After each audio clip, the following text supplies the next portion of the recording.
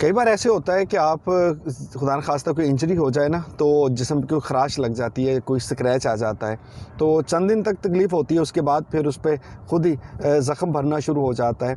लेकिन ये वो मौका कि आप अगर बार बार उसको खुरचते रहते हैं ना, तो वो ज़ख़म दोबारा ताज़ा हो जाता है और फिर वो रिसना शुरू हो जाता है। अब बहुत से लोगों को ना उस खुरचने में बड़ा मज़ा आता है। उनको लगता है कि यार जब तक वो खुरचेंगे नहीं, चाहे वो उन्हें पता हो कि इसके बाद ज़ख़म जो है वो दोबारा से ताज़ा हो जाएगा, लेकिन उसकी लज़्ज़त लेने में उनको बड़ा मज़ा आता है।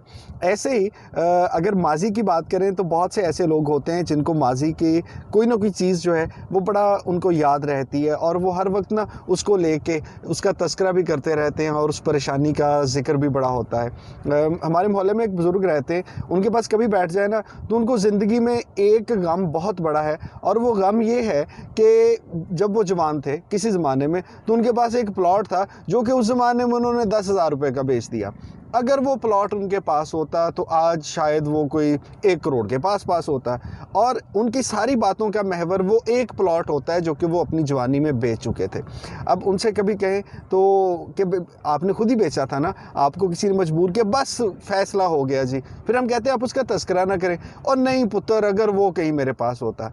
ऐसे ही बहुत से लोग हैं जो कि कहीं अब्रॉड गए होंगे, तो वो आके तज़किरा करते रहते हैं, यार बाहर बस अगर मैं रहता ना वहाँ पे तो फिर मैंने क्या कर देना था। तो बंदा पूछे यार आप आए क्यों? बस यार वहाँ पे कुछ हालात ऐसे थे कि मुझे आना पड़ा। तो भाई अगर हालात ऐसे थे तो अब आके आप क्यों रोना रोते रहते हैं? नहीं यार अगर मैं वहाँ पे होता ना। सो ये अगर मगर का चक्कर जो है उस ज़ख़म की तरह कि जिसको कुरेदने में, छेड़ने में बड़ा मज़ा आता है और आप नहीं चाहते कि वो ज़ख़म कभी भरे। इसी तरह बहुत से लोग अपने साथ लिए फिरते हैं उन बहुत से छोटे छोटे रिग्रेट्स को, कि ज़िंदगी में अगर ये ना हुआ होता ना तो फिर तो हमने कमाल ही कर देना था, ये गलत फ़ैसला हमने कर लिया।